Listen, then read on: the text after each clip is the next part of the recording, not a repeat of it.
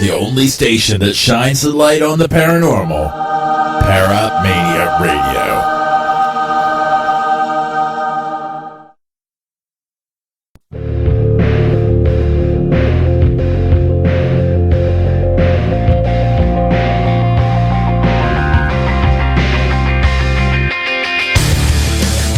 Every Friday night at 9 p.m. Eastern, Russ Stiver shares tales of an investigator and talks about investigating the paranormal in depth.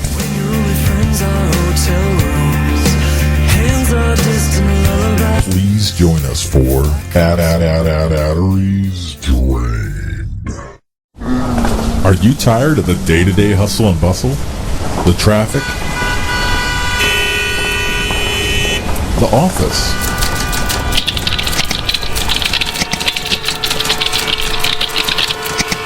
And as if you didn't have enough to worry about, you just found out that there are spirits among us. Join Jody Kim for Spirits Among Us every Tuesday at 8 p.m. Eastern, only on the Paramania Radio Network. The views expressed and the opinions given by the individual hosts and their guests do not necessarily reflect those of Paramania, its affiliates, or its sponsors.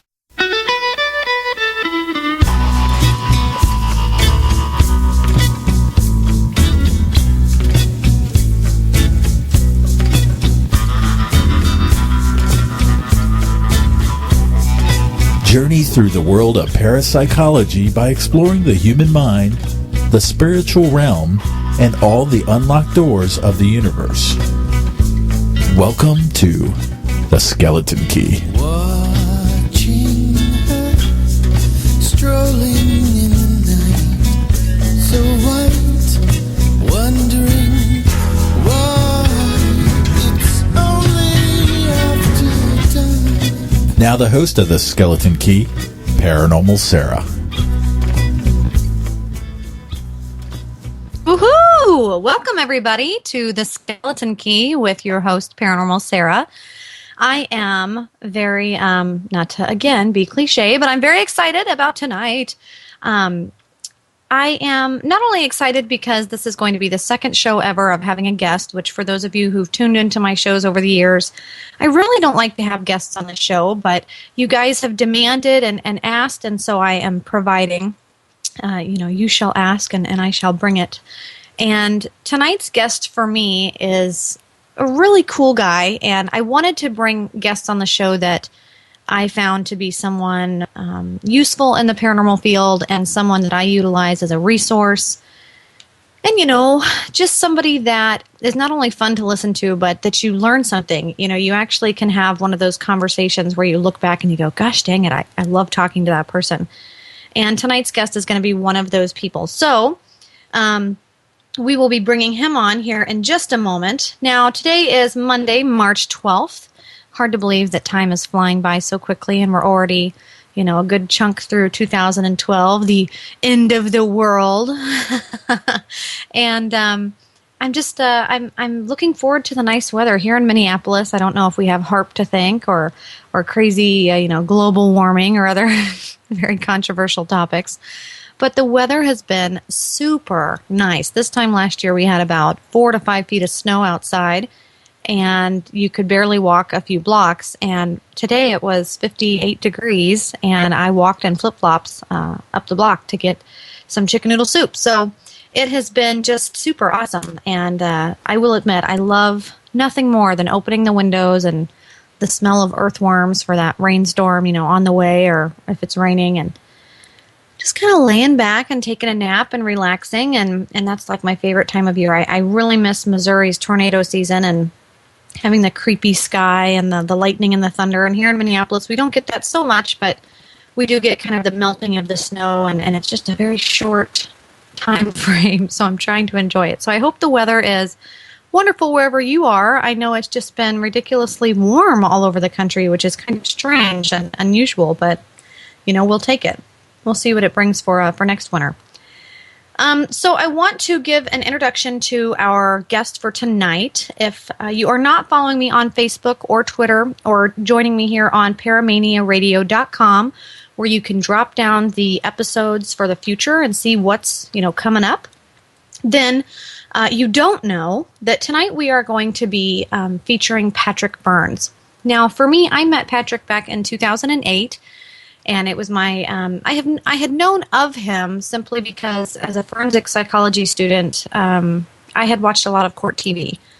I would sit at home and leave that on, and Crime Library is bookmarked on my computer, and his show, Haunting Evidence, had popped up. And I had watched it, and I remember thinking, who is this guy with this awesome crazy hair and very well-spoken? And the show was unique, being someone who's interested in the paranormal and psychic phenomenon.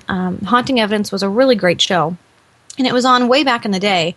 So when I met Patrick Burns for the first time, I remember he was working at this table fixing shack hacks and hacking on his Canon camera and modifying it all up. And I could barely hold a conversation with him because he was just so vastly educated on technology. And that's really one of my weaknesses. It's been kind of a focus for me in the last 4 to 5 years to get a little bit more fine-tuned, but it's something that's always growing. So I just remember thinking, gosh, this guy is super smart. I'm wondering if he's antisocial. The psychologist in me is already being like, okay, what's his deal? And, Haunting Evidence at that point wasn't on anymore. And he has been featured on some other shows. If you are someone who watches the television series, you're going to recognize him from Paranormal Challenge here recently, the show with Zach Baggins. He's also done a lot of Darkness Radio events in the past, and he does a huge college circuit, actually.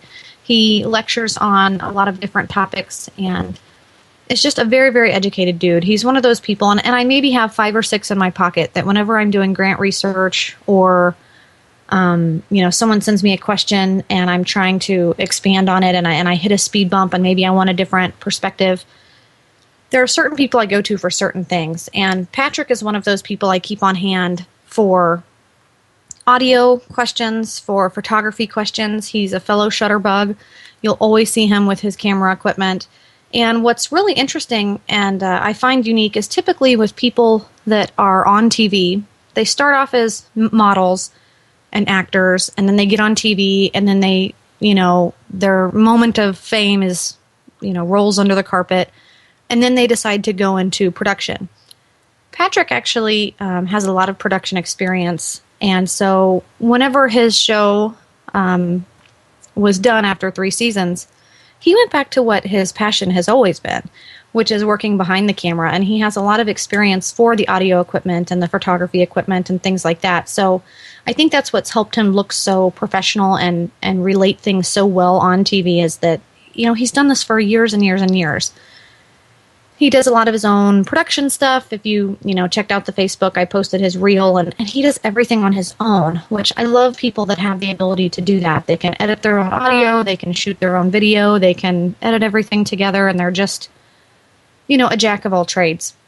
So he's really one of those people that I can go to for questions, and he does a great job of not being hateful or talking above you. He relates things really well to the questions that you have, and he'll give you different options, and he's just a very kind-hearted and friendly person aside from that. Whenever we do the conferences together or we hang out, we always go get a bite to eat, and he'll play his ukulele, and he's just absolutely a fun guy to hang out with. So we're going to talk a little bit about him after the first hour that we'll be doing some frequently asked questions for Patrick Burns and sum up some of the stuff that you can see him on, some of his projects that he's working with, and kind of go from there. So if you guys do have any questions for Patrick and you're joining me live at paramaniaradio.com right now tonight on Monday's show, feel free to throw them in the chat room, or you can definitely send me a private message or an email at theparanormalsarah@gmail.com, and I will be sure to ask him. I've got a big slew of questions, both from me and from some people that have chatted on Facebook this week. I think it's going to be a really, really, really fun time. So don't hesitate to call or text or PM or message or whatever it is you need to do to ask the questions for Patrick Burns tonight. And I do want to throw the opportunity out for those of you in the chat right now. If you have any that you want to have me add to the list, hit me up right now. So with that, set aside, He'll be on the show here in just a few minutes.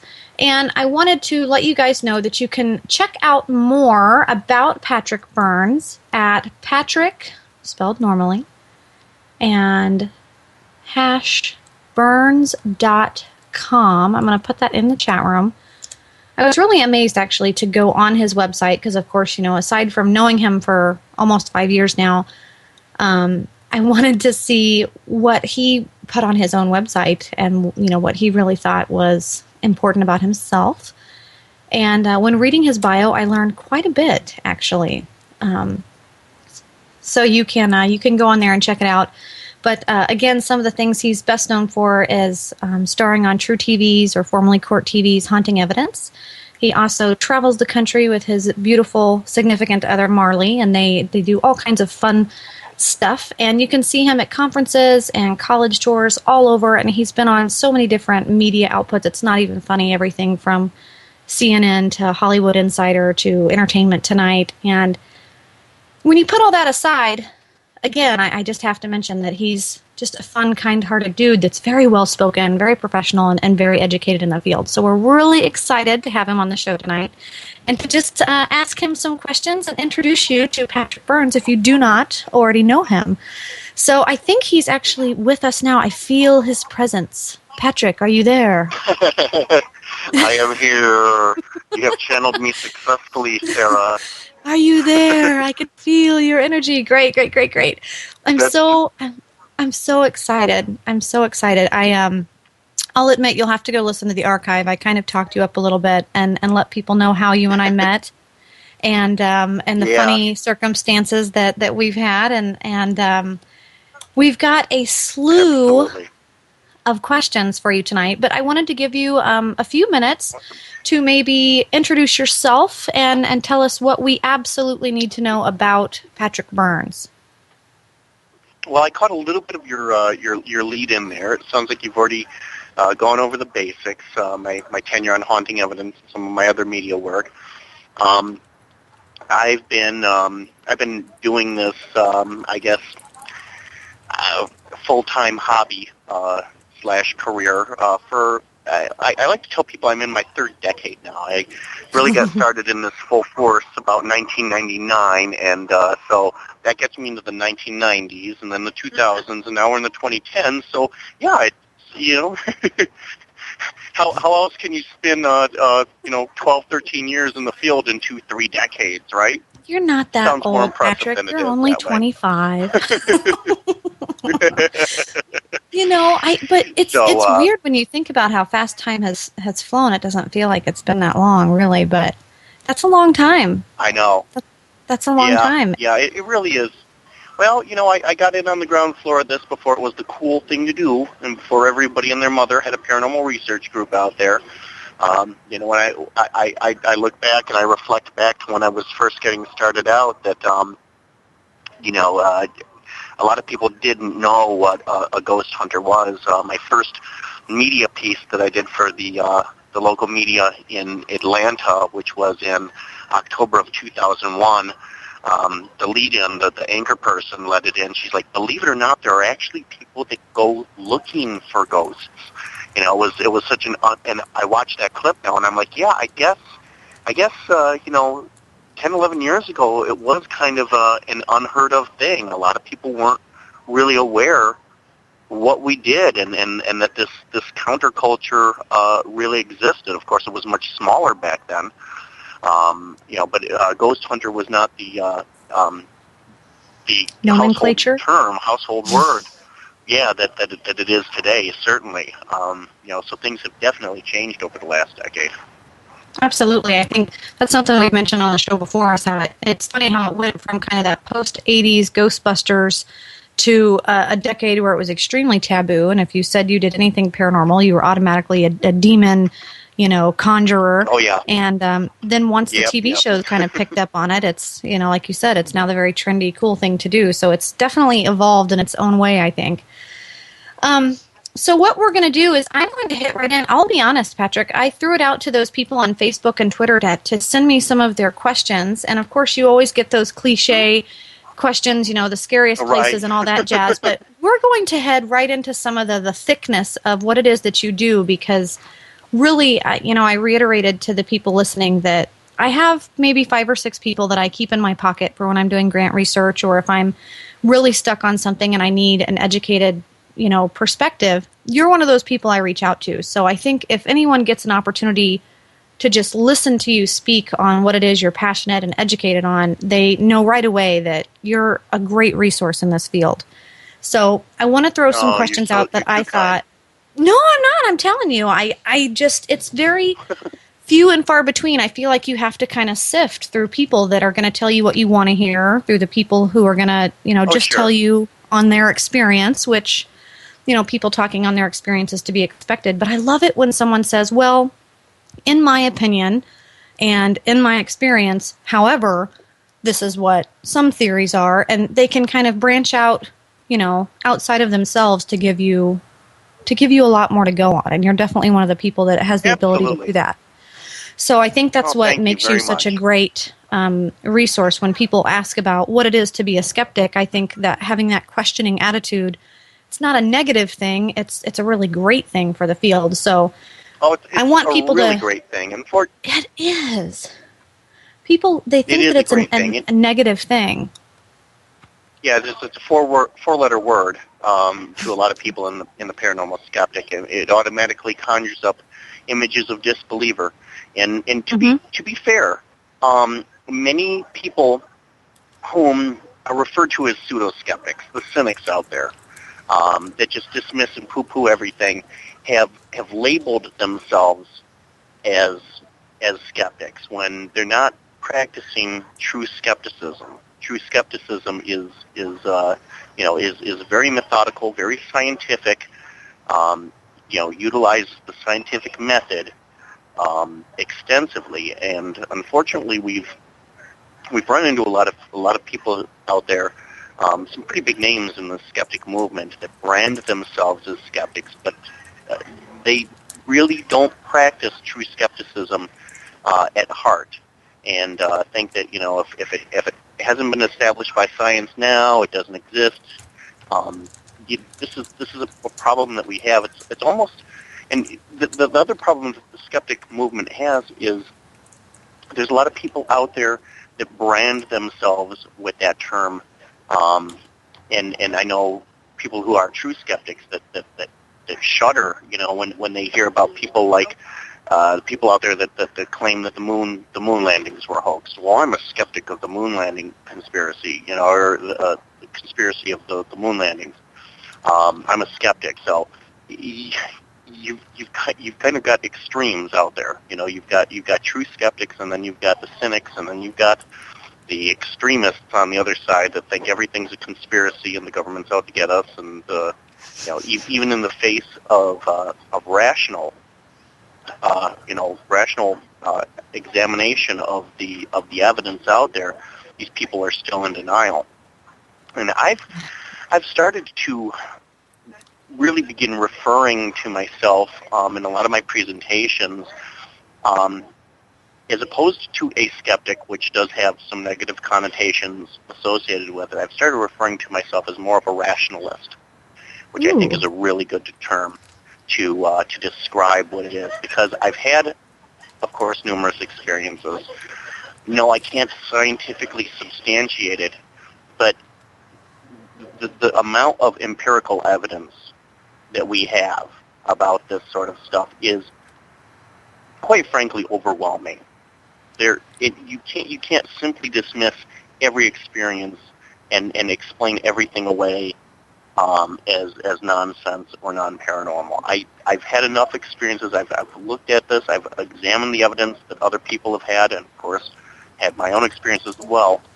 And I think that you have to, when you look at the mountain, the Mount Everest of empirical evidence, anecdotal evidence, accounts, you have to come to the conclusion as a rationalist that there's something going on here. It may or may not be related to ghosts, to spirits. It might be some other type of natural phenomena that we simply haven't been able to put a finger on. It could be something that we is going on the quantum level. I know that's something very near and dear to your heart. You're working on a book with Dave Jacobs, which I'm very, very, very much looking forward to, because that's what I've always felt, Sarah. I've always contended that if the paranormal, psychic abilities, so on and so forth, is ever substantiated, it will be through science, but it will more than likely come out on the quantum level. And Absolutely. there are, of course, there are quantum theories out there that seem to explain a lot of what we're talking about, of quantum entanglement, particle entanglement. Is just absolutely amazing. You can split a particle into two and put one of the particles on the other side of the universe, literally that far away, and when its state flips, its twin, its partner, its state will instantaneously change as well. So, when you look at it from that perspective, a lot of what they're proposing in quantum physics is not so far-fetched, or the paranormal claims are not so far-fetched when you look at it and you compare it against these quantum theories that are out there. Absolutely. I think that's what I think gravitated me towards quantum mechanics when I started thinking about, it seems like there's this religious and spiritual movement that's very fluffy for the paranormal, and then there's this kind of gray area where people aren't sure, and it's kind of based on whether or not they've had an experience or not, and they're not sure. And then there's science, and that seemed to be that spectrum, and I thought, gosh dang it doesn't seem to me like there's a polar spectrum. It seemed to me like it's cyclical, and people aren't piecing this together, and I can't wait until science does that. So, for me, it's always been really exciting, because, you always see these people head to head, science and spirituality, and it's not that way at all. And so for me, that's what's exciting. But much like you said, I love that you made that point that there's so much anecdotal evidence out there.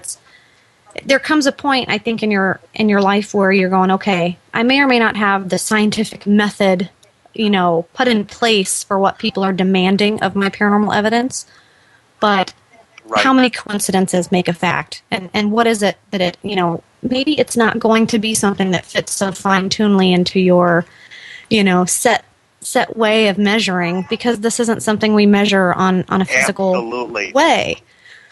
So, it's almost like there has to be an exception. There has to be kind of that, like you said, that gray area where it's not something that falls under the traditional scientific method of repeatable results under controlled observations. Maybe there are anomalies and events and things that are very difficult to observe because of their quirkiness, their not unrepeatability, but unpredictability. You have these events that will occur, but because you can't predict when they're going to happen, it becomes extremely difficult to study it under a traditional lab-type environment. Yeah, it seems when there's that conscious energy that's put into play, forcing it to repeat, it's just not going to happen, it seems. And that's what I think is so frustrating is you're, you say, make a noise for me now, and everyone's waiting. And it's almost, the humor of God, where you've got this conscious energy that's going, man, you're out of your mind. And it's not that way when you're dealing with other things. So there's, it's always fun. Absolutely. And I know we experienced that on our ghost hunts together. But so I'm going to hit you with one of the questions that came forth. And somebody, I think, probably got this from watching your very awesome reel that you did that's on your site at patrick-burns.com. And I thought this was great. And it was, when you worked on your show, you did a lot of crime scene stuff. You worked with cold cases and bringing about evidence. And someone asked, what is the difference in the psychic energy you mention at a crime scene versus something that might just be an old building or a graveyard? Is psychic energy psychic energy? Is there something about a crime scene that makes it unique? Well, I think that there probably is something about a crime scene that makes it very unique because of the energy, the the emotion. You know, if you have somebody who is violently murdered in a location, it seems almost inconceivable to think that there isn't some residue, some residual energy that gets imprinted on that spot. And that's really what we were looking for. I personally, when I was investigating, I didn't think we would find any evidence of intelligent haunting, or it would be extremely rare. I figured during our investigations, if we came away with anything, it was going to be more residual placed memory based on the traumatic events that happened at that spot. Sarah, we see it all the time on battlefields. You know, Gettysburg is of course a perfect example. There's so much activity that goes on in Gettysburg, you know, and you have to wonder, is it a byproduct of just the raw human emotion that you know, that these men had pent up during the heat of battle, you know, where many of these men died in a very, very, very violent fashion. Does part of that energy remain there? And that's what I contended probably occurred as well at these crime scenes. If somebody is violently murdered, you know, maybe part of that energy, part of that experience is recorded on that environment, on that spot. Okay. You know, like you said, you go into just an old building, and it's creepy and it's spooky looking, but you know, maybe there's something going on there. You know, but if you go to, say, a location where, you know, there was a violent crime committed, or an area that is emotionally charged because it was the scene of a battle, you know, I certainly think that it would definitely make sense that maybe the energy is more charged in that particular location. Yeah, absolutely. I know, you know, I've never had the opportunity, other than, you know, some of the prisons and jails that I've had the opportunity to investigate. Back when I was working with the police department and actually at, you know, very fresh, recent crime scenes, that's not something that crosses your mind, you know, to break out your paranormal equipment. You're there for another reason, but there is a different feeling. I can absolutely say there's a different feeling when you're at a place like a graveyard where there's a ritualistic at rest and ceremony and resolution versus something that is, you know, heinous and traumatic. There's almost this unresolved, this resentment almost of a feeling. It's like being in the hospital, you know, ER. There's things going on that are in a non-controlled environment, and there's some, you know, that psychic energy. It seems to be a little, you know, flustered, and I think there is a difference. I know that there's a difference for me as a sensitive and just emotionally being in a place like that. So I would have to agree that, you know, in your physical measurements, there's got to be something, you know, that fluctuates a little bit. So I was glad to see that question pop up, because I thought, gosh, you're the perfect person to ask that question for. And another one, you are, man, I'm telling you. And another one. Well, I do have some experience in that area. I definitely do. Well, you know, you typically in the paranormal, if you've ever seen anything cross over into forensics, it's been a cringe for me, because forensic psych is where I started in my education, and that's a big passion of mine. And so I always get really upset when all you ever hear about is the psychics that help the cops. Well, when it comes to paranormal, we bring in our psychic, and I'm like, man, you know, I wonder if there can be another something going into that. And then you had the Ghost Lab TV show, which I never watched, but I didn't really see how that was going to work either. But with your show on Court TV back in the day, that was about, I think, as close and as accurate as you can get, mixing the realm of the paranormal with crime scenes and doing it in a professional, respectable way that's scientific. Right. And so it was like, well, man, my role on sure, my role on the program was more. I may not have had as much camera time as my other two co-stars, because the show, after all, was built around psychic abilities and how psychics do assist law enforcement in the investigation of crimes, of these crimes. My role was, more than anything, was to sort of try to substantiate the psychics, to validate them. You know, psychic is, you know, John is picking up very, very strong male presence here, and he's seen this vision, and all of a sudden, boom, the temperature drops by 25 degrees. Yeah. It wasn't exact. We didn't know exactly what we were dealing with, but we were, okay, maybe John is really on the right path here, because while he's doing this, while he's seen this in his mind, various events are going on in his mind, in his brain, that he's seen, and we're getting these anomalous fluctuations in the environment going on at the same time, or maybe I'm capturing EVP at that location as well. So, yeah, definitely a different spin on the paranormal programming than a lot of the other stuff that's out there, for sure. Well, I miss it, man. It makes me angry, But the difference between entertainment and education, I think, is changing in our realm. So we'll leave that one alone. But the next question that came up from someone, which I thought was a really great one as well, because this is something that I get asked a lot, and I'm just not terribly educated on this topic enough to give a response that I feel is worthy. But you, however, I think would give a great perspective on this. And I'm sorry, for everybody listening, this is totally impromptu. Patrick has no idea what questions I'm throwing at him. So bless his heart here. He's on the guillotine. An interference of a ghost's presence is something you mention about on your reel, about that's what you're trying to measure, is the interference of a ghost presence. Right. But how is that affected by all the inference? Okay. How is that affected by all the invisible factors of everyday life, such as radio waves, cellular signals, and so forth? How do you know the difference? That's the real trick, isn't it?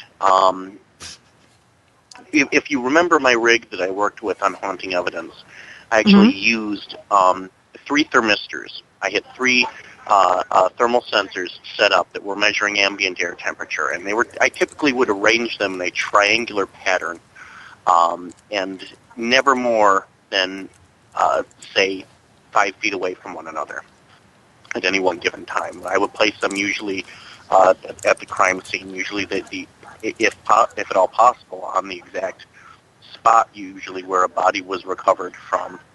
And the reason I used 3 sensors was because I was looking for it. I was expecting, okay, well, the temperature just dropped by 20 degrees, but is it possible that a cold front just rolled in? So when you have these 3 sensors set up, and all of a sudden the temperature is dropping on one sensor, but it's not dropping on the other 2 sensors, which are only a couple feet away from it. You have to assume at that point one of 2 things is going on. You either got an unknown anomalous event going on, or yes, it is entirely possible that you're getting a fluctuation, you're getting a malfunction on one of the sensors. But the fact that these were digital devices interfaced to a computer, usually when you see a digital fluctuation, a glitch, it is digital. It's very, very binary. It's either on or off. You're going to see it gathering data or not gathering data. And I would watch this on the graph many times. I would watch the temperature because I had the chart recorder running, and you could actually watch the visible graph of the temperature as it would plummet in these areas. And it was a very, very linear analog sine wave. You could watch the actual waveform of this, which told me it was an analog event that was going on. It was not a digital glitch going on with the computer. This was an actual event that we were actually documenting. And indeed, we would go over many times, approach the sensors. Members of the crew would approach the sensors, and they would experience it. They would be like, "Oh my gosh! I walked over there. I put my hands around the sensor, and it was like I sucked them into a bucket of ice water. It was that cold." So that was one way that you can eliminate that as a possibility. Another possibility, another method is, of course, to go in and do a sweep of a location of a room with an EMF detector. Is to go in and do your sweep. Try to determine where the sources of EMF are coming from around you, in the room, in the walls, the interior wiring, that sort of thing. Is there an air conditioning compressor that clicks on and causes the EMF fields to go off the charts in that area? These are the sort of things that you have to look for and eliminate as a possibility. It definitely does present a challenge. It can be very difficult at times, but one of the ways that I would do that was to use multiple temperature sensors. Another way is to go in and actually sweep the location, look for known sources of man-made EMF. Another method would be to go in and obviously eliminate other power sources. This is something that I always recommend if we were actually investigating, say, a private residence, and we're going to look for anomalous EMF. Cut the main power. Just hit the breaker. Hit the mains of the breaker box. This is something a lot of homeowners aren't really too crazy about us doing, because that means every electronic device in their house has to be reset at that point. Clocks all have to be reset. Computers have to be rebooted, so on and so forth. So there are definitely methods and things that you can do to create to help you out in that way. Now, see, I love that because I'm always thinking of you whenever I'm working at an event and there's these numerous amount of guests that you can work with. I always tell people, if you're breaking into my group, you're probably not going to be terribly entertained because I have really sarcastic and bad humor that very few people get. And also, I'm going to have a crap ton of equipment that requires a lot of setup. And, I think you have to get that person. And for you, I love that because whenever I'm ever investigating with you, you always have this I think of the scene from The Labyrinth, that lady in her house with all the stuff on her back. You just have this plethora of stuff. And some people are like, oh, come on, we just want to, have something hit us in the head. But your goal is really to educate and to debunk and to let those people know when something hits you in the head, we're going to really know that it's something viable because, hey, I've got 1,200 pieces of equipment here. And so I know that you struggle with that. I love that. I struggle with it, Sarah. I love it. There were many times that I did events with some of our contemporaries, some paranormal conferences, and I would break out my arsenal, my bag of tricks. Let's work with the PX device. Let's work with this piece of equipment, and there was setup time involved for some of this stuff, and it would come back to the event organizer that some of these people were complaining about me because I was too geeky. I was too boring, Patrick. Tech-minded, and I was boring them. I was like, oh my gosh, I spent a whole 5 minutes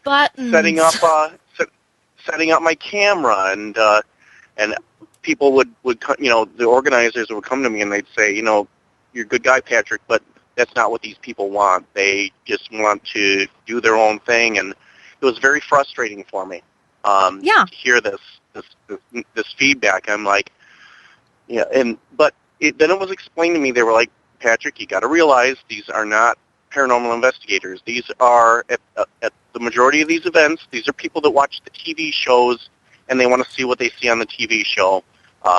Sans the overly geeky technical explanation of how XYZ works or what it is you're looking for. They just want you to record some EVP, and they want to walk around and take photographs of orbs that they can ooh and ah over. And I was like, okay. It was very difficult for me there evolution. For quite some time. Yeah. And I see that in just a very, and it really is just a few people who have stayed true to their roots and said, you know what, despite the criticism and despite the people who may not be terribly entertained at the moment, I'm really going to stick true to what it is that's important to me. And that's why I think it's so important that people, stay on track with what you're doing and what research you're doing, and to really make it a point to learn who you are in this field. Because after the TV shows have run their course, there's still going to be a field that needs to be furthered, and there's not going to be very many people left to motivate that, and you are going to be one of those people. So that's, it's going to be very interesting, Sarah, to see who's left standing. It will be very interesting to see who is left standing. But I've been this is how I know I'm not psychic, because I've been predicting the downfall of paranormal TV for the last 5 years, and it ain't happened yet. So, yeah. I keep saying, I think the paranormal's run its course. The shows probably have about another year or two left, and here we are. I'm saying this in 2007, 2008, and here we are in 2012, and there are still several shows out there that are running strong, and new ones that are coming out all the time. So, it is a double-edged sword, Sarah. The programming has done good in that it has made the paranormal less of a taboo thing, something that's more mainstream now, and there's definitely more acceptance of it. People understand the word EVP. The acronym EVP is a household word now. People all across the country know exactly what it is. I go to an event now, and I don't have to explain what it is I'm looking for. Everybody knows. They've all seen it on TV shows. So that's the good that the TV shows have done. The bad is that they also have a tendency to attract the thrill seekers and the people I hate to say it, the people that are just out there looking for their 15 minutes of fame. And you're absolutely right, spot on, when you say that once the TV shows have run the course, the overwhelming majority of these people will go away. They'll find something else to entertain themselves, and those who are true to this arena and want to see it develop into a genuine field of study will still be around. And I'm sure that the field will be larger. I mean, the paranormal has changed forever. I mean, even if all the TV shows were to suddenly go away tomorrow, that doesn't mean we're going to be back to where we were, say, in 2003, 2002. There are many more people that are passionate about this now. The field did expand. It definitely did grow. And, in addition to the thrill seekers and the people looking to become quote-unquote famous, a lot of very, very honest, very intelligent people were added to the fold as well. So we Absolutely. do have that to thank for. So we won't be back to where we were 10 years ago, but we will see the field will thin quite a bit, I'm sure, once the shows are no longer in style. So I'm excited to see that evolution, because like you said, there are pros and there are cons. So I try and celebrate the pros and learn from the cons, and you're just kind of waiting for that evolution. Yeah. What's the next step going to be, and it'll happen. But this is so funny that the show is going by very quickly, obviously, just because it's so thick and full of good stuff, and we've got a bunch of questions that I'm telling you, people sent me. I've probably got about 14, and I knew we wouldn't get to them all. But just to let you know, Patrick, you're on high demand for your knowledge. We love it. Oh.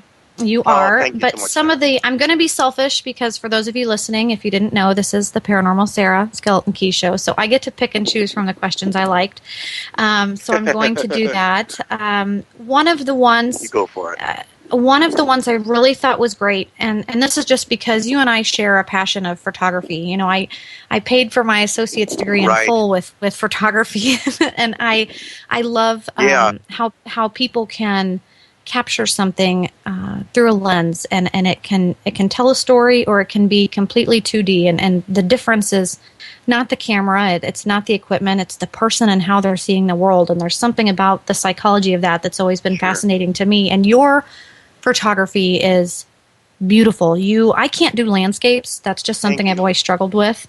And you have this ability to personify a place, a landscape, which is very, very difficult to do. And when you're looking at people like Ansel Adams, who can do leading lines and just the black and white and the simplistic, but it's more than just a photo. It's very, very rare. I think that you do a very good job with that. But what makes your photography even more unique to the next level, and it's something that you've utilized in your paranormal investigations, is you typically modify your cameras and that you do IR photography. Yeah. Can you Do tell us a infrared, little bit almost about... exclusively. So tell us why you gravitate towards that, and how does that help you in the paranormal field? Well, I saw my first examples of infrared photos back, I guess I was maybe about 11 or 12 years old. My oldest brother, for a very brief period of time, partnered with a photographer who owned a studio in Chicago. And the two of them were working together. The business partnership didn't last very long, but I was in there looking at this guy's examples of his photography. He had his portfolio sitting on the table. And I came across these photos of everyday objects like apples and flowers. And they had these bizarre false colors to them. And I'd never seen anything like this. I said, what's up with the color in this image? I said, it's beautiful. He said, it's an infrared photo. And I said, oh, that's very interesting. Being the science geek, I knew what infrared was. It's a band of color that extends beyond the range of our eyes, our body's perception. And, invisible to us, but visible to some creatures and insects. And I was just mesmerized by these images. And over the years, I began to, anytime I came across infrared photos, I was just completely mesmerized by them. And then I saw some examples of landscapes that were done in infrared, and my jaw just dropped. I'm looking at the white foliage. It looks like it's covered with snow, the black sky, the clouds that just pop off the page. I was like, this is amazing.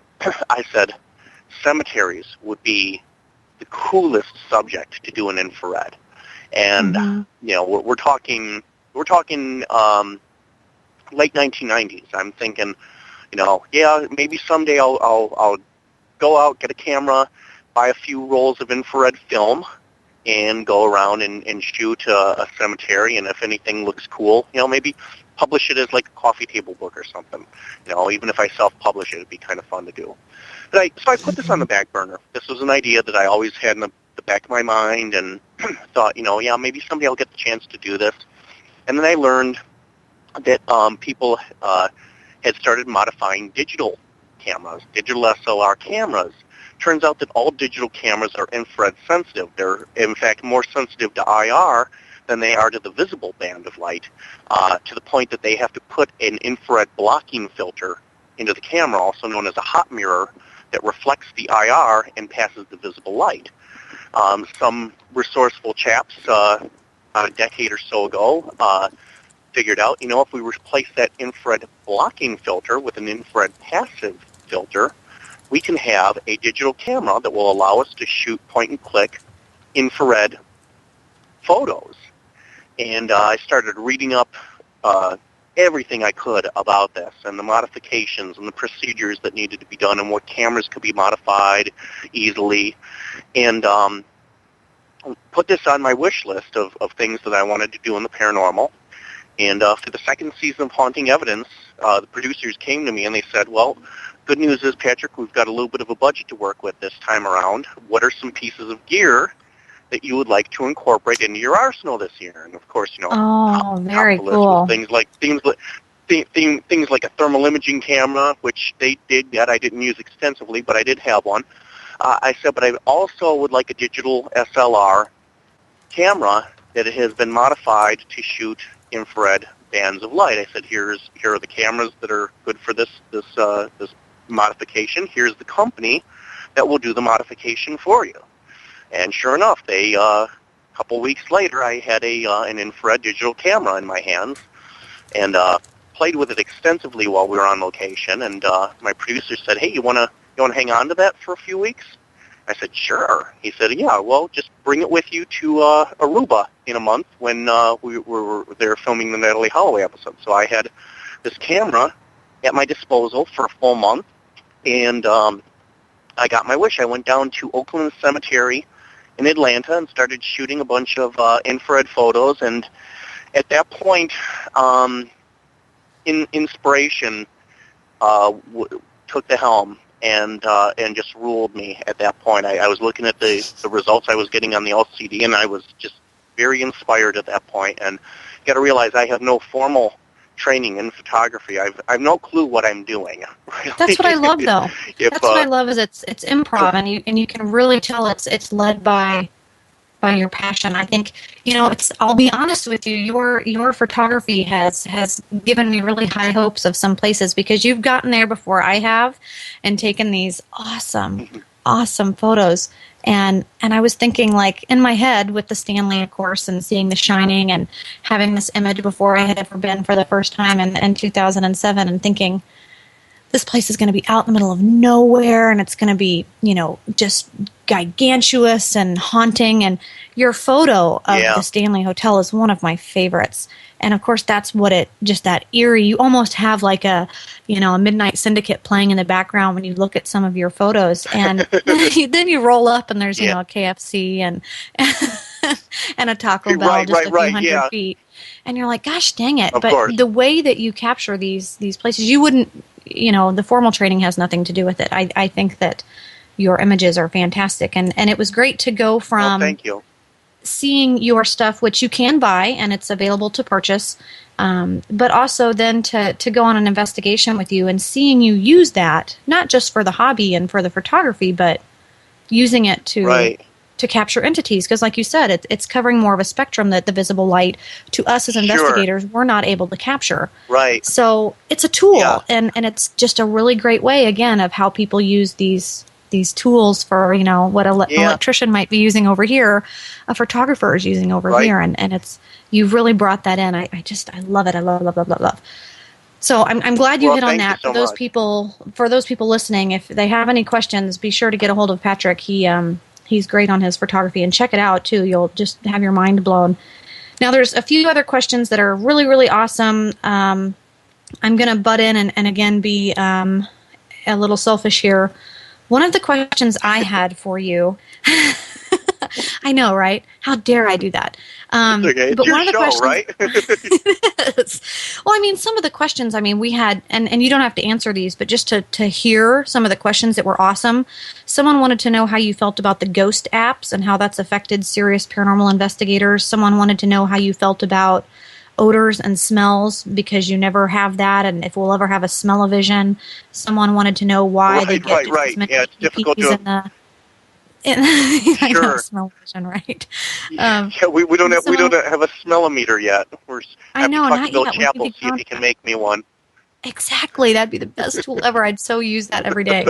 And then someone wanted to know, daylight versus nighttime. Do you think solar activity or geometric stuff has to be known? And so we've got all these great questions, and they're awesome. But one I have to throw out to you first, and this is just because I'm selfish.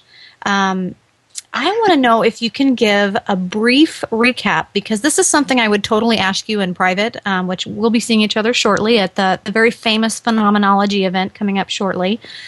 But I wonder if you could give us a little bit of you had the experience of going head-to-head with the James Randi Educational Foundation, one of the world's largest skeptical societies.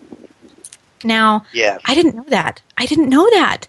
And when I read that, I thought, no way. I want to know how that experience was. That was pretty cool. There was we did a panel discussion at Dragon Con in Atlanta, I guess about 4 or 5 years ago, and it was called Skeptics versus Believers. And I hate that title that they put on us, but whatever. It was myself on the believers' side, one other person, and a man named Graham Watkins, who is an investigator who's been involved with the Rhine Institute for a number of years. And Ryan and I, of course, representing the believers' point of view. Graham is much more convinced. Graham's a great guy, but he's more convinced and a little headstrong about his beliefs in the paranormal and his theories. Very, very, very intelligent man. I would suggest looking him up, Graham Watkins, and considering having him as a guest on your show, Sarah, because he's very technically minded, very very educated man, but he's a little more sure of some of the stuff that he's discovered, whereas I am a fence sitter. You know, I don't purport to have the answers to anything. I sit on the middle of that fence, and you know, and You're my play both Balthazar. sides of the fence. Right. Okay. So we did this presentation, and James Randi was not there that year. Members of his organization were, and I can't remember exactly what it was that Graham said, but Graham said something to the point of, you know, I would take his $1 million challenge in a heartbeat. I don't quote me on that. He made quite the claim at the tail end of our panel, that really set everybody, including myself, on edge. It was like, whoa, you know. And the moderator of the panel said, I think we're going to have to resume this talk next year. And no way. Sure enough, they were like, well, we ran out of time at that point. And turns out next year, none other than James Randi himself is there. But they've got us in one of the big ballrooms. And I want to say there were probably a good 500 to 700 people in for this talk. Much larger panel. Graham and I were returned back, as well as members of the James Randi Educational Foundation. Ben Radford, who's a great skeptic. He's a very good friend of mine. Were on the panel. And I think we all held our own, but it was funny. We're sitting up there on the stage, and all of a sudden, in walks this little old man with a long white beard and glasses on, and I'm like in awe. I'm just watching him walk across the floor. I'm like, oh my God, it's the amazing Randi. It's him. I mean, this guy has been around for a long time. I remember seeing him when I was a kid on the Tonight Show with Johnny Carson. I mean, he's right there. He's, you know, in walking by, and my jaw is dropping, and Graham looks over at me, and he's like, don't let them see that you're mesmerized by him, man. You're gonna give them an unfair advantage. And we laughed about it a little bit. And Randi was sitting there during the debate. He's sitting there taking notes. He's got his notepad out, and he's taking notes about everything that's being said. And then at the end, they said, you know, because they had a microphone set up, and they were bringing people up to the mic to ask questions. And the moderator says, "Oh, well, here's a nice old gentleman who would like to come up, and I think he has a few things he'd like to say. His name is James Randi." And, of course, everybody laughs, chuckles, and applauds as he walks up to the mic. And he started in it. He said something, Patrick says you can't substantiate paranormal because of the scientific method, and he had something very quick that he rattled off an explanation, kind of dismissing what I said. But I'm like, oh, my God, James Randi just said my name. James Randi just referred to me. He said Patrick, and I was just completely blown away by this. We ended up doing, I think that was last year that we did the Skeptics versus Believers panel, because unfortunately, the Believers side, our side of the fence, we had a difficult time finding other people that would go toe-to-toe with James Randi. Members of his organization did laud me, though, afterwards. They were like, you know, Patrick, out of all the other people that are on these paranormal TV shows here at this event, you're the only one that doesn't duck and cover. You're the only one here that was participating in this and going head-to-head with Randi. And I was like, you know, that's kind of cool. That's very complimentary. And I actually struck up a very good friendship with a number of these people, like Ben Radford. And we had very, very good constructive discussions with these people. It wasn't at each other's throat, well, you're wrong because of this or this. It was very much a very very constructive, very, very enjoyable dialogue that I engaged in with members of their organization. I ended up doing a couple of panels on the skeptics track as well. And I remember the last day of Dragon Con that last year, I kind of stuck my head in the room as they were doing their the skeptics track, as they were doing their end of the event wrap up. What went right, what went wrong, and I stuck my head in, and they said, "Oh, there he is now."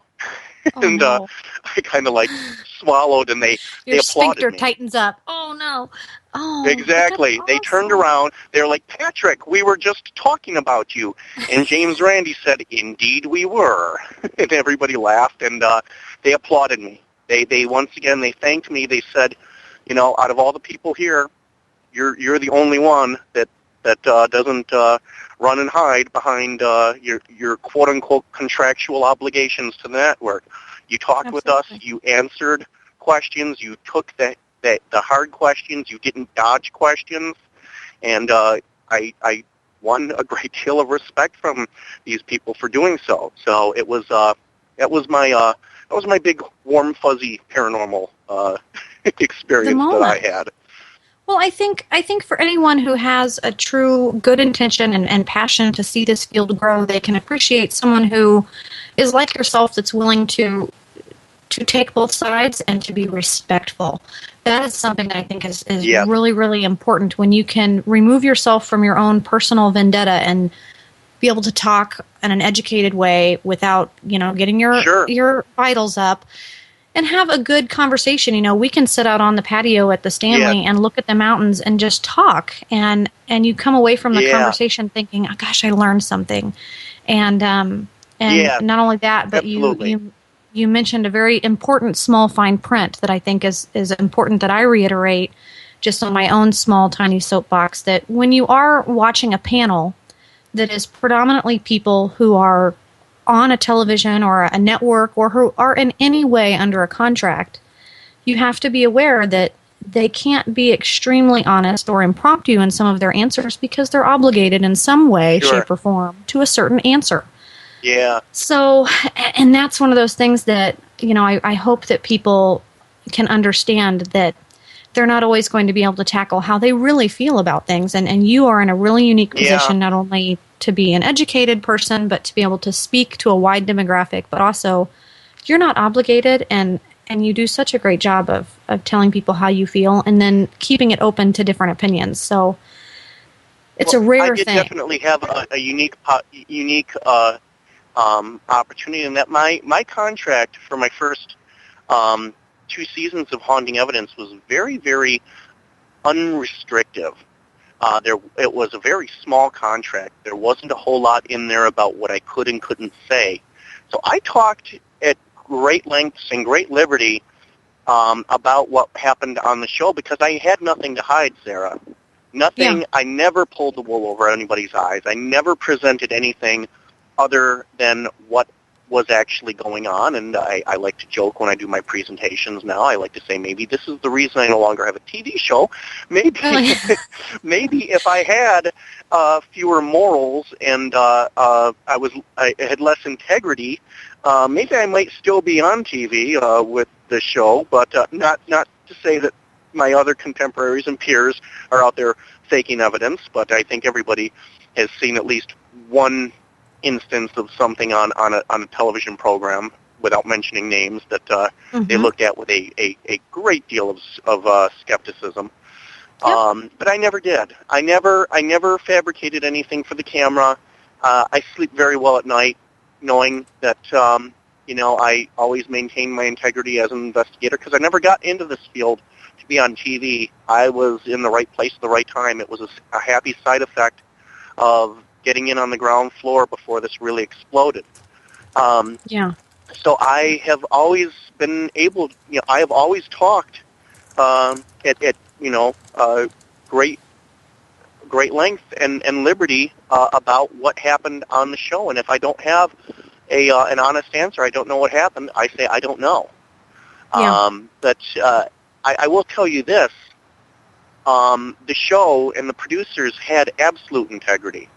I remember on numerous occasions while we were filming, my co-star John Oliver, who is an amazing sensitive, would be doing his reading. He'd be, going in and getting his initial impressions about the case. And we tried to bring them into each case that we did completely cold, without front-loading them. Obviously, when we went to Aruba, everybody knew that we were going to investigate Natalie Holloway's disappearance. Like, okay, team, we're going to Aruba to work on a case. It was pretty obvious what we were going to do. But we always tried, if it was a lesser-known case, if it wasn't a high-profile case, we tried to bring them in completely cold and tried to, get the raw impression of what they were experiencing. And I remember there were numerous times where John was on camera. They were filming him doing his initial read of a location. And he would say something, and the producers, unbeknownst that I was watching, would look at each other and their eyes would get as big as saucers. They would be like, how the hell did he know that? We didn't tell him that. He would come up with this significant detail about the case, and these guys were just completely blown away by John.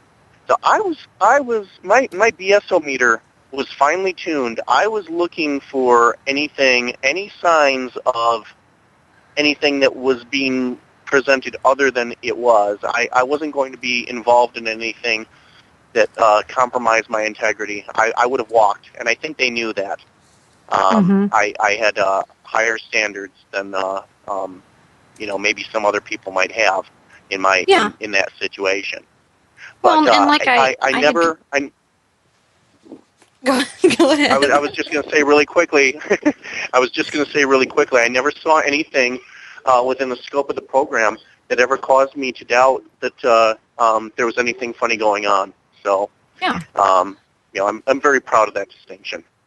Well, and like I had mentioned to a lot of the people, that were joining us tonight, is it's one of those things where when a lot of times people come into the TV realm and they're actors and they're people who maybe have just kind of been doing this as a hobby and they look really great on TV and they're great to follow and they're wonderful for entertainment, and there's nothing wrong with entertainment being your number one priority when you're on a television show.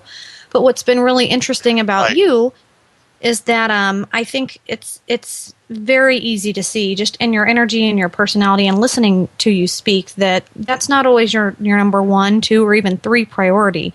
And you've been doing work behind the camera for a long time, and you've done it both before and after ever being featured on television. So that's something that I think has allowed you to bring such really neat factors into when you've been highlighted on film, is that you've got passion behind the camera and you've got education behind the camera, and your priority isn't always to entertain, but I think for the people who would like to learn something, they enjoy watching you. And it's a different demographic, and I think people nowadays, especially in the social network world and just the newer generations, we have a shorter attention span. And they want the quick entertainment, and so it just makes things difficult. And the whole evolution of the TV thing has been interesting, but I'm very sad to say, Patrick, it is 10:08 in my world. So I know that you are out in the road somewhere in Ohio, out on the rig, the famous rig. For those people who don't follow you, they should. You actually, again, you're living your life on the road, dedicated to your research, doing writing and filming and seeing the world firsthand, traveling our nation back and forth with Marley, which is awesome. So I want you to take the last few minutes to let people know how they can follow you, how they can stay in touch with Patrick Burns and get on board with what it is that you're doing. Where can they find you? I am my primary thing, like most people, is my Facebook profile, which is Patrick Lynn Burns, facebook.com/Patrick Lynn Burns. My personal website is Patrick-Burns, Patrick-Burns.com. My infrared photography gallery is online at patrick-burns.net. And I will have more examples of my photography coming up at Phenomenology in 2 weeks. People have kind of been subjected to the same stuff that I've had out there for the last several years. So I will definitely be debuting some new pieces at Phenomenology that have never been seen before. And I know people are looking forward to seeing that. And So yeah, finally I'm getting off my keister here and can actually go through my archive of 15,000 images, over 15,000 images, and find a couple of gems that have not been published yet, and bring those with me to Phenom, and hopefully people will enjoy those. So absolutely. So for those of you anywhere on the East Coast, be sure that you find your way to Phenomenology so that you can join Patrick and I and see some of his work firsthand. Check it out on the Matrix. Check him out on Facebook. And I've linked pretty heavily on my Twitter and my Facebook and here in the chat room tonight where they can find you. But if you're listening to this on Archive, which is a free download on Paramania Radio, follow those links or email me and I'll get you to Patrick. And again, if you want to use him as a resource for anything, I really recommend just his mind and his knowledge and his honest ability to help people out and to do it with the good intentions is a rare thing. And I'm so blessed, Patrick, that not only are you my friend, but you are one of the resources I keep in my pocket. So I just I'm really hoping that tonight's show can introduce people to who you are more and utilize that, because you are absolutely priceless. Absolutely. Well, that you're so kind for saying that, and I've said it before. I thank you so much, Sarah, and I have said it before, is that I consider the respect of my peers to be paramount in what it is that I do. And I think in any field, if your peers don't respect you, you really don't have anything. You haven't accomplished anything. It's one thing to impress the lay people that maybe aren't entirely familiar with what it is you do, but you can talk and sound impressive, and they're impressed by what you have to say.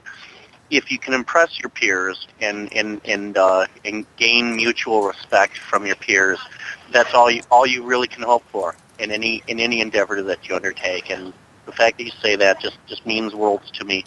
And I thank you so much, and I'm blessed to call you my friend as well, and looking so forward. Marley and I are both looking so forward to seeing you in Gettysburg in 2 weeks.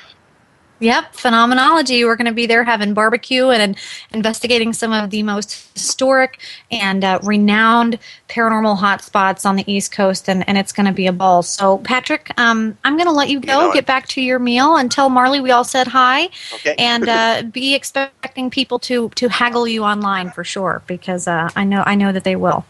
So have a good night, Patrick. Thank you for joining us. You too. Good night. Take care, Sarah. And bye-bye. Mm-hmm. And for those of you still joining us in the chat for the last hour of the Skeleton Key, we are going to break for a moment for you to empty your bladders and grab a drink and a Kit Kat and come back.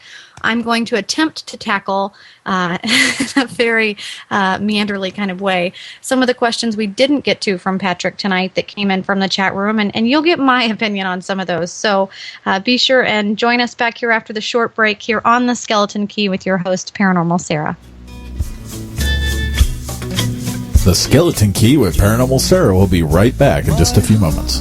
The deep and dark and lonely heart wants her and waits for after dark.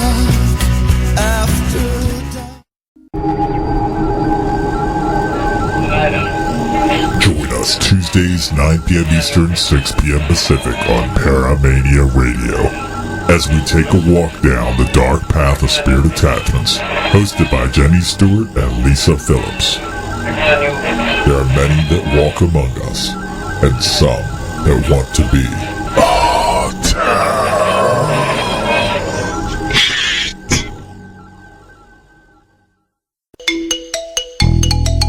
When you step to the edge of all the light you've ever known, you know one of two things will happen.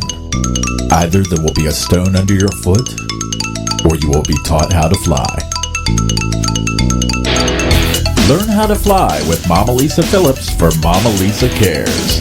Every Wednesday at 9 p.m. Eastern, only on the Paramania Radio Network.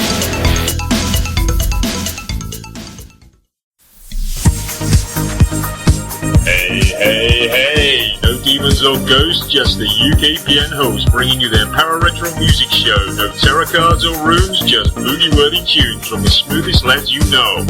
Join us live on paramaniaradio.com every Friday at 5 p.m. UK time, 12 p.m. Eastern Standard Time, with an interactive chat room and our usual banter. Darren, what the hell is that? Haven't got a clue, mate. You are listening to Paramania Radio. In my heart, a deep and dark and lonely. We now return to the Skeleton Key, hosted by Paranormal Sarah. And wait for after dark. Woo woo! All right, we are back. I hope you guys had your your potty breaks, and got your drink or your smoke or your whatever it is that you do on your break. But I know, if only you guys could hear what we talk about on our breaks. They're just fantastic. I think I was singing Paula Abdul, which I know is priceless, but totally break worthy. So you will not be hearing that on the Skeleton Key.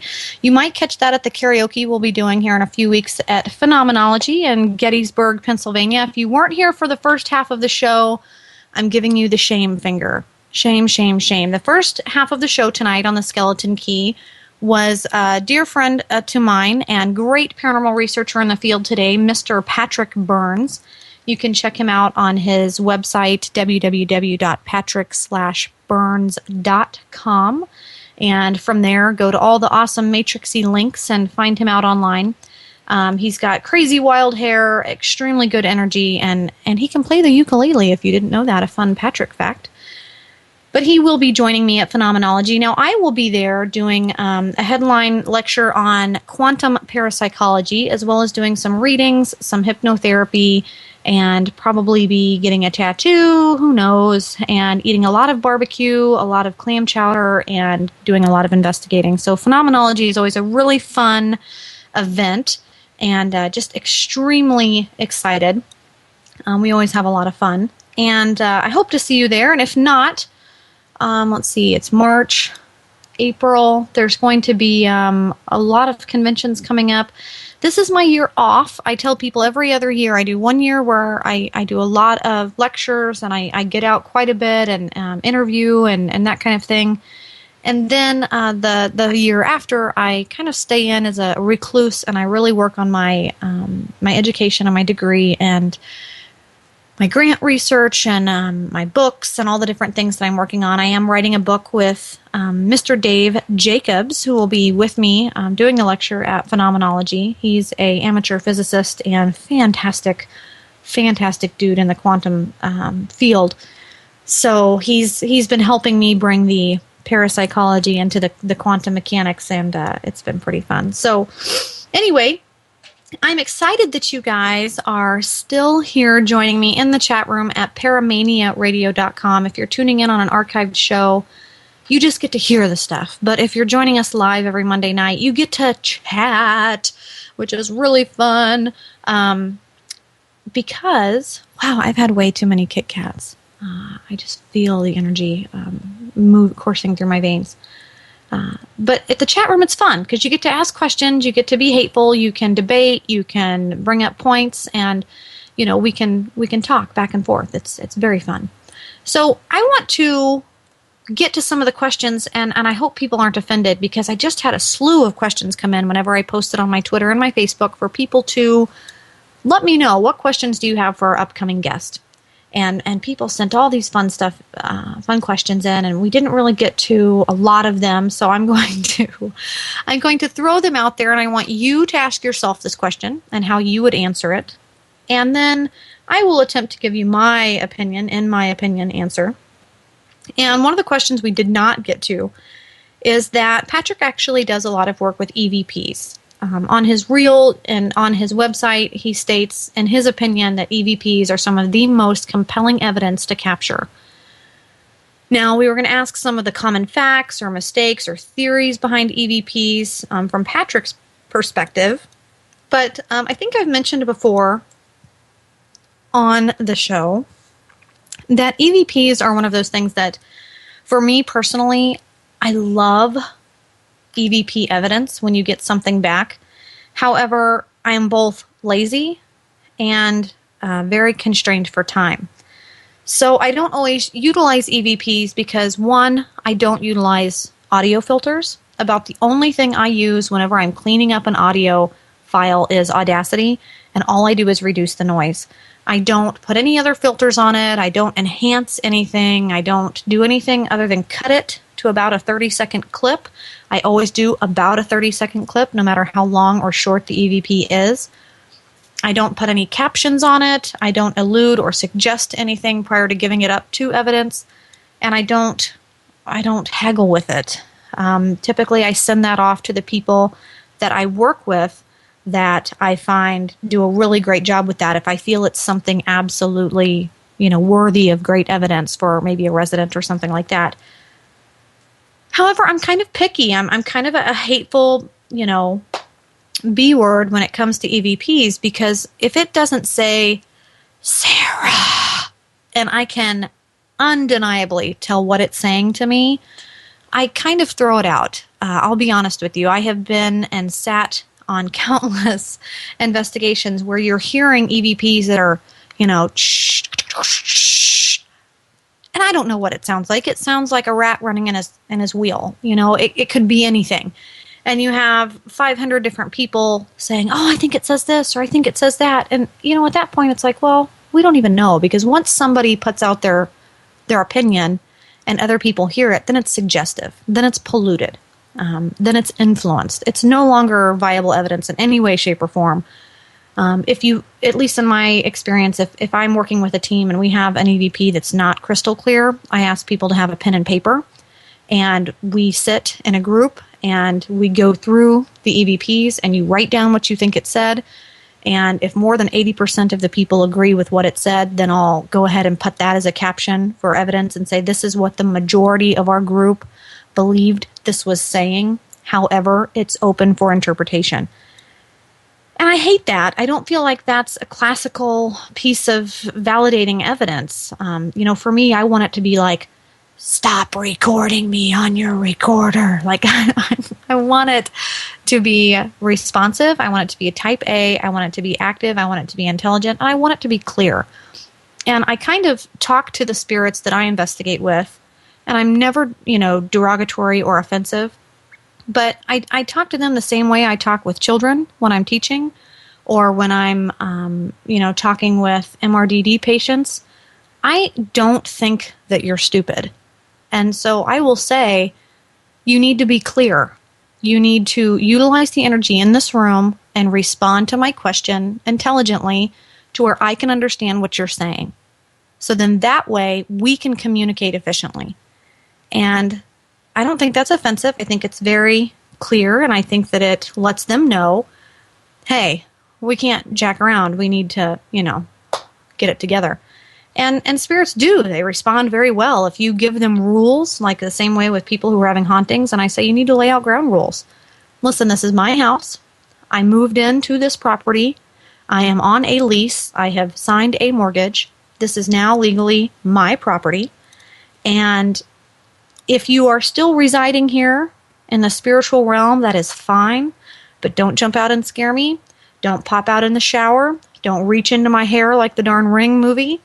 Don't mess with my pots and pans. Don't mess with my electronics. If you want to speak to me from 8 to 9 p.m., my time period.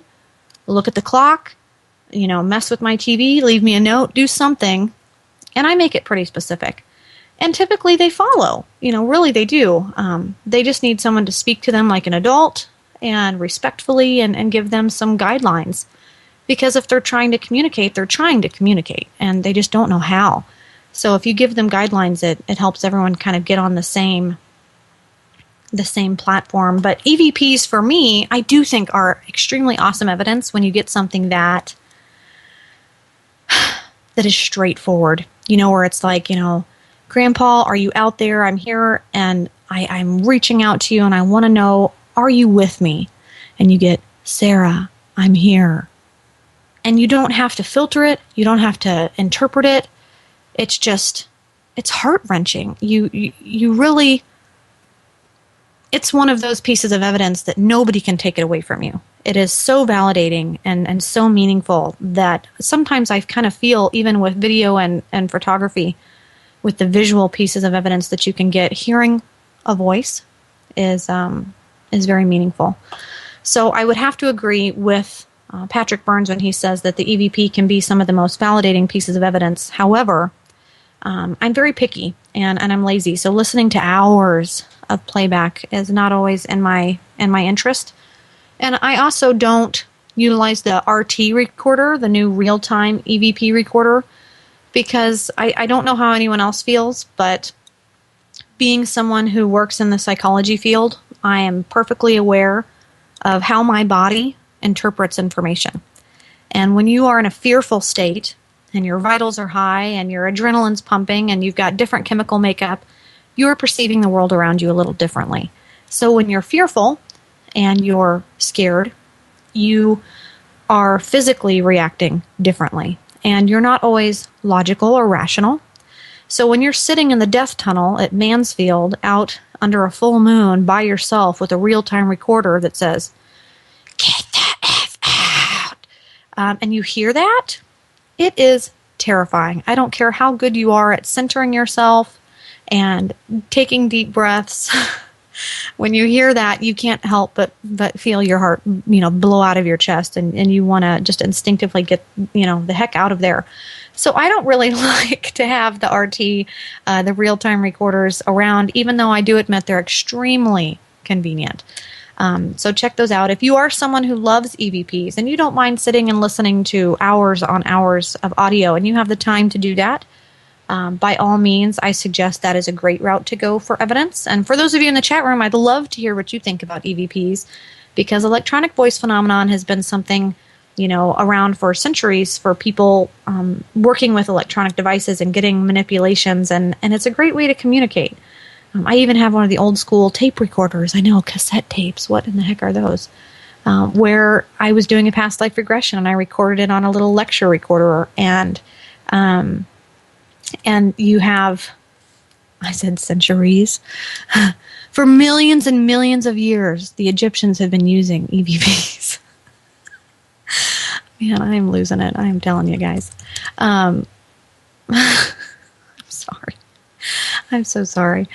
People are PMing me like, "What are you talking about, Sarah? You're off your rocker." I know. Get a hold of it, man. And I'm responding to people's PMs now. I'm sorry. I swear to gosh, I'm not crazy. I'm thinking of like the 1700s. So in my world, I think of like 1776 and kind of the age of our founding fathers and some of the experiments going on at that time. So that's where that comes from, where I'm thinking centuries. Decades. Centuries. Yes. Man, it's a late night, guys. It's a late night. Struggle with me. I've got water here. I don't have anything else, I swear. So that's how I feel about EVPs. Kira Betazoid in our chat, which of course, when I think Kira, I was thinking of Beastmaster. I always hear a much more detailed message than most of the authorities on EVP. I think I tap into another wavelength. And that's something also interesting about EVPs. I recently went on an investigation with Mally Fox and some people from Minnesota. We went to Rush City. We went to this very old, unique church that was being renovated. It was just beautiful. And we were going to run to the Quick Trip really quick before they closed to get some coffee. And we decided we were going to leave our tape recorders on while we were gone. And the square footage of this place was very minimal, maybe 6,000 square feet. It was a very small little church. And we had our voice recorders, and we set them maybe 2 or 3 feet apart from each other. Said, okay, we're leaving. We're going to be back in 10 minutes. If you're here, we're leaving these voice recorders. Be sure and come and talk. If you're shy, this is an opportunity. Communicate with us. We'd love to hear what you have to say. And you hear us, closing the door and walking down the stairs and giggling and getting in the car. And then all of a sudden you hear, "They're gone. Shh, they're gone." And you hear shifting, like someone's moving furniture. And then you hear a music box. And on my recorder, it is a man speaking, very clearly, a man's voice, saying, "Shh, are they gone? Are they gone? They're gone." And then just a foot and a half away is my friend Kelly's voice recorder, who's getting little kids and they're giggling and they're laughing. And on hers, you don't hear the music box, and on mine, you hear it. And what was really fantastic is afterwards, we go home, we're listening to our audio, we're freaking out, we're excited. It was very crystal clear. And then we go to transfer it onto the computer, and it wasn't there. Now, we had all sat around at a coffee shop 3 days later and compared our evidence, and were astounded and like Facebooking and tweeting, "Oh my God, you're not going to believe this." And then, a few weeks later, it's gone. And that seems to be a very typical experience for people, where they aren't always the same during playbacks. They're not always there during a playback, or they alter or they shift. Now, some work I was doing with, and I don't think that he likes to talk about it, so I won't say his name, but talking about the Mobius loop and the different concepts of space-time and frequency shifting. And we did some really interesting work with talking about that. Really, really interesting. We'll have to do a whole nother radio show on that. And then, as Dr. Dave, our producer, mentions, I get EVPs on my darn voice radio shows all the time. I am an electronic nightmare, which is probably another reason why I don't do EVPs. Because I can ruin an electronic device quicker than I can kill a fish, which is pretty darn quick.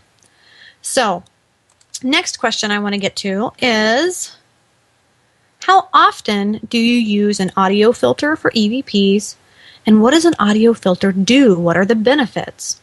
Now, Britt Griffith, who is joining us in tonight's chat room, which if you don't know who Britt is, shame on you, I'm giving you the shaky finger. Great friend of mine as well, very handsome, funny, entertaining man who you might know from the popular television show Ghost Hunters. And he's also very, very smart. I was amazed to find that he does some very high, intense physical manual labor in his quote-unquote real job, and that he did a lot of very sophisticated welding and different things that, when someone can do something I can't do, and I can't do the "everything you can do, I can do better" now, song, then it's one of those things where I'm excited and I want to learn. I want to learn, what they bring to the field and what do they do and how do they do it. And he is impressive. So if you don't know who Britt is, check him out. He's fantastic. And he had mentioned some links in the chat room to go check out some audio files and some filters and places to go get audio filters for EVPs. Like I said, I use Audacity, and it's a free download. But you can use a range of audio equipment.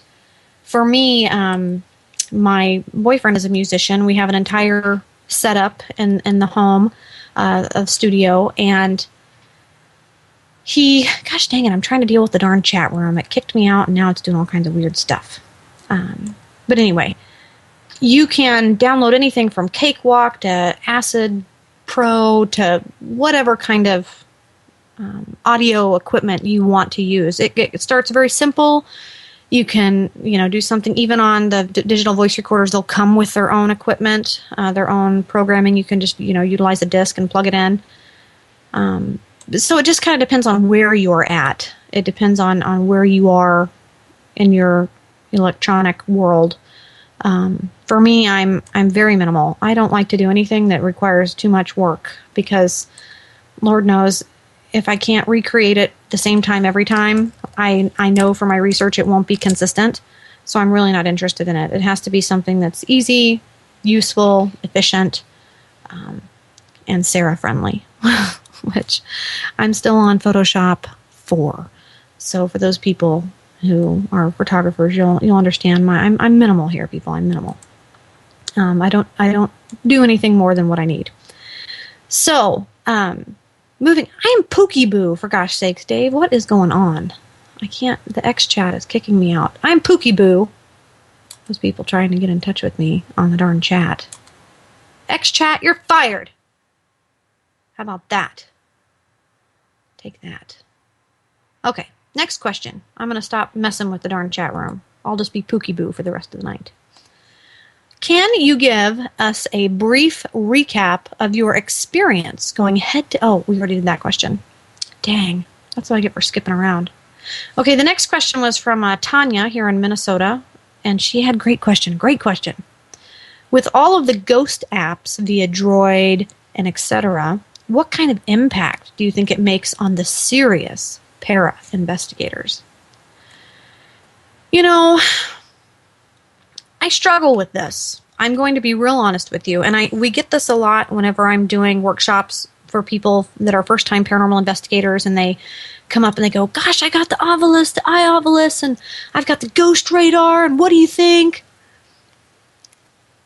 And the reason I struggle with this is because the tools we're utilizing now in the paranormal field is, we're using tri-field meters and electromagnetic devices that really aren't designed for paranormal investigating.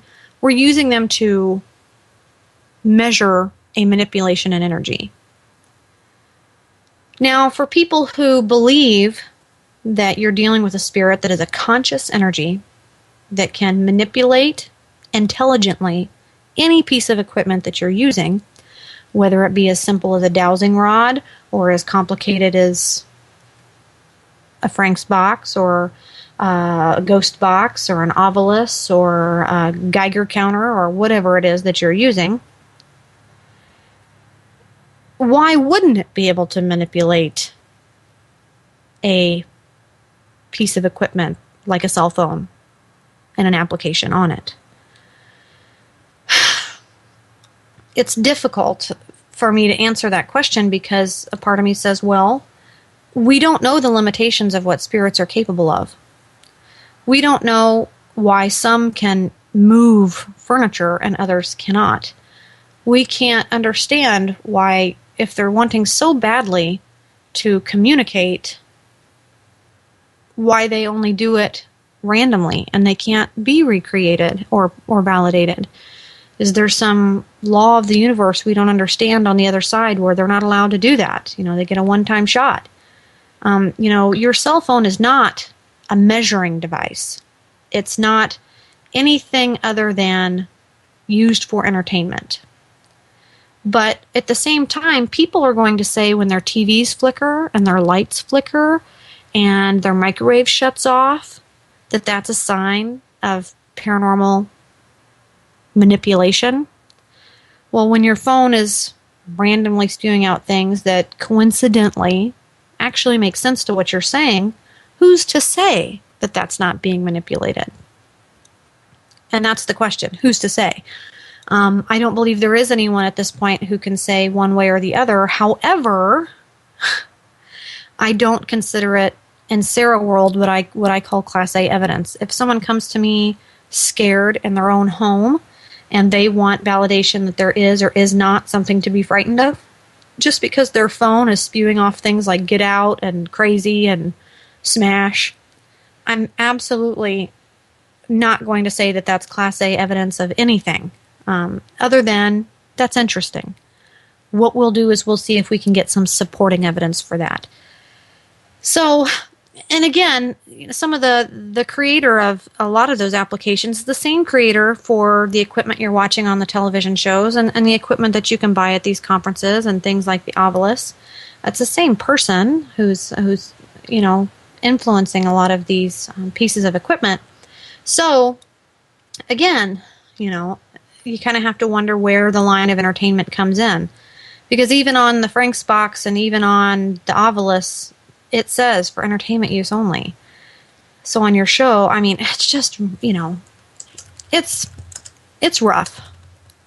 Britt's leaving us in the chat room. I know we've only got 10 more minutes on the show. So Britt, thank you for joining us. I love it when he comes in. He's tucking his kitties in and he's at home.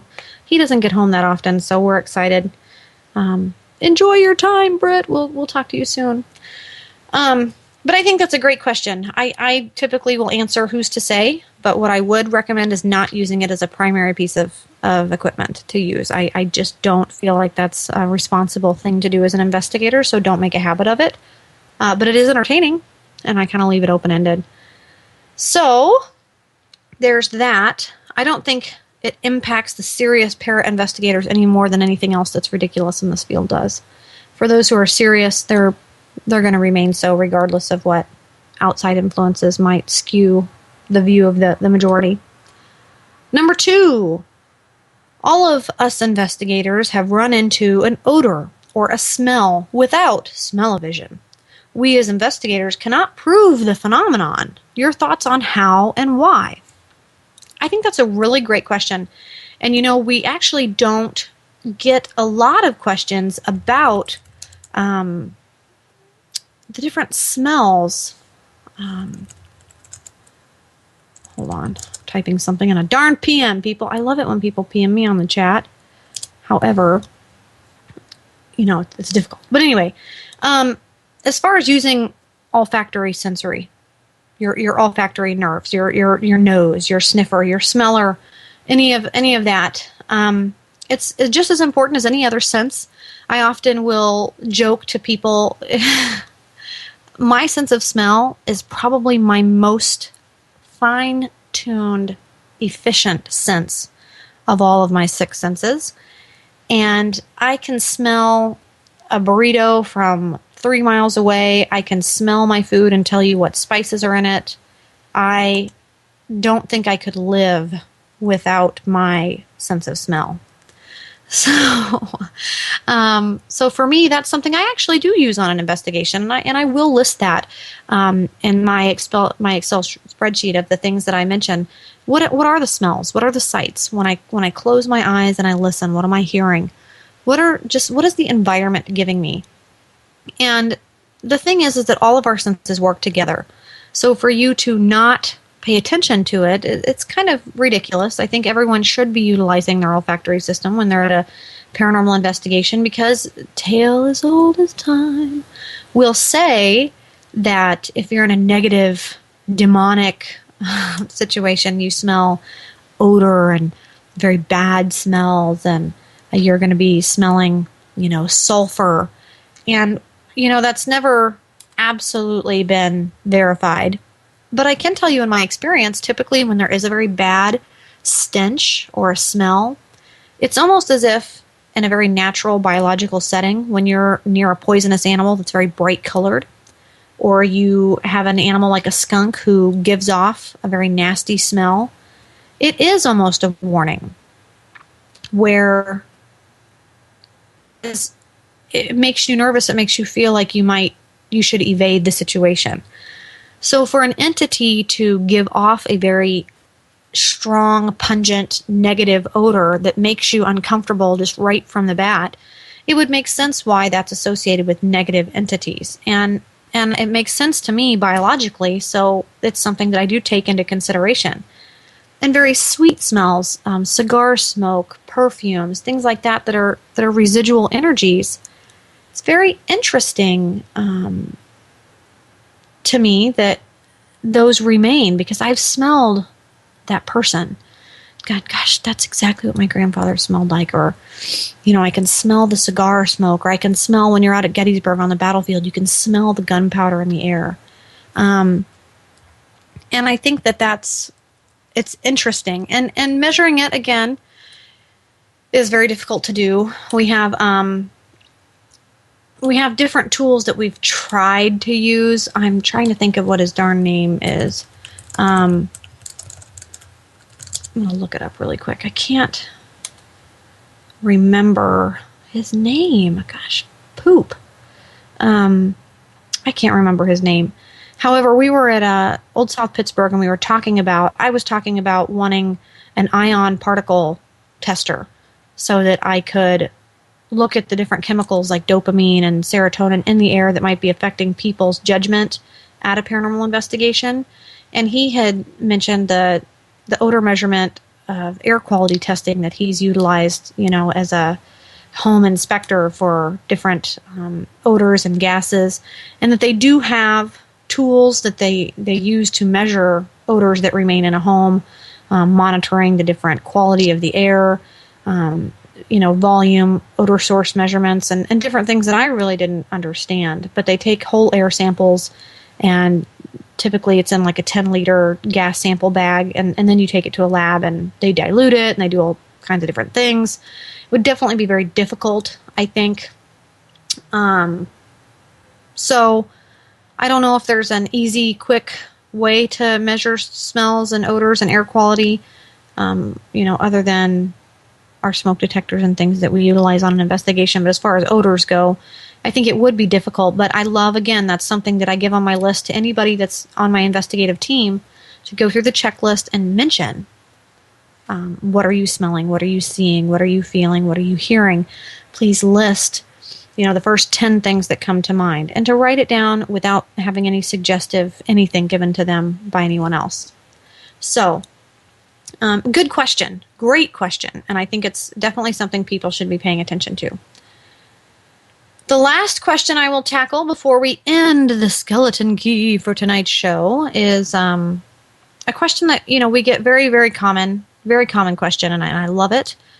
Why is it that you can catch great EVPs during broad daylight, as opposed to the norm of when people typically investigate in the nighttime?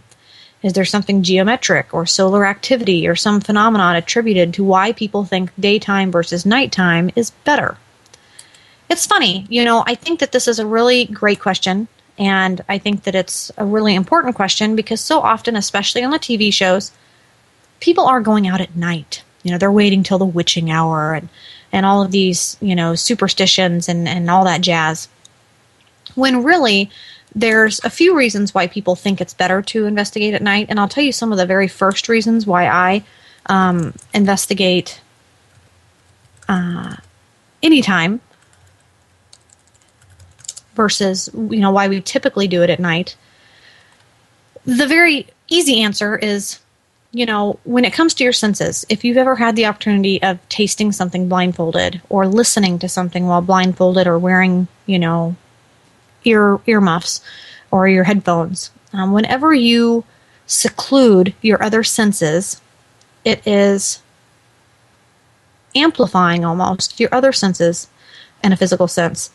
Whether you're hearing, feeling, seeing, or smelling, if you are in an environment that's lessening all of the polluted stuff, all the crazy noises, all the, you're not being sensory overload, turning down the lights, waiting until the world is sleeping, being in a very calm, non-disturbed environment, it kind of helps heighten your experience and heighten your senses so that maybe you might be more apt to capture evidence or hear the noises in the night.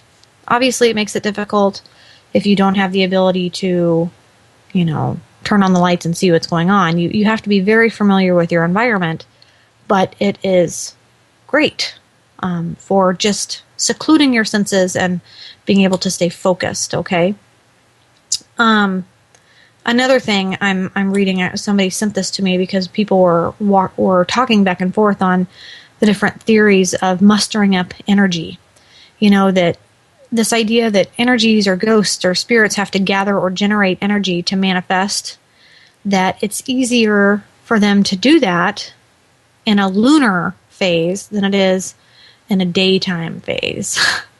And that's absolutely, I think, a theory, because it's not something that's been proven. If they are trying to generate, if you have a big blank dark room and your flashlight, they know exactly where to go and exactly what to manifest and exactly what to manipulate, that it's making it easier for them to communicate. I don't know if I agree with that or if I would even go with that at all. However, it is a theory, so I would like to throw that off and say that's a theory that's out there. But for me, I think the main part of it is that it's a psychological experiment that you're doing for yourself, and it's heightening your senses. But I'm going to put a link in here, actually, to a site that somebody referred me to on Facebook that I thought was really interesting, and I read through it. They actually give, in their opinion, I have to throw that out there, in their opinion, the top 9 reasons why paranormal investigators go dark. And some of them I had to laugh. Some of them I thought were interesting. I am Bunker Goo, now, by the way, because Paranormal Sarah won't work in the chat room. But check that out and tell me what you think. Read it and tell me what you think. The Skeleton Key is really about giving you the key and investigating a new concept, a new topic, and exploring your own mind, and then coming back and giving me some feedback so we can learn from each other. That's what this show is about. So for those of you joining me tonight, I want to give a big thank you. And again, take the time out, even just a few moments, to check out Patrick Burns, either on Facebook or Twitter or on his site. Give him a big thumbs up and let him know that you enjoyed him on the show. I'm sure he would love that. And let him know, what you learned or what you liked. And add him to your little black book of paranormal resources, because I can tell you, as a major reference in my life, he has helped me time and time again. And you can always count on Patrick Burns. So if you're not familiar with him, get familiar. And hopefully you will share this link, share this site. Let people know, friends, family, investigators, people just getting started in the field, or people who've been here for decades. Send them to the show every Monday night. Let them download the archive and give us some feedback so we can share in our education together and learn from one another. Now, next Monday, I want to click on my schedule here that I should have had up. Shame on me. Today we had Patrick Burns. Next week we have Danielle Stimpson, who's going to be talking about natural healing, which is important to me. She is a reflexologist, one of the women shaman researchers in her field, and she's a young, feisty lady who's going to be here for the full 2 hours talking to us about natural healing, natural remedies, and different concepts within the mind-body connection. And very excited to see what she can teach us. So bring in your questions and comments, and bring in a friend or two, grab a Kit Kat, and join us for the Skeleton Key here every Monday night on paramaniaradio.com. And I will talk to you guys soon, and at the very least, see you next Monday here on the Skeleton Key.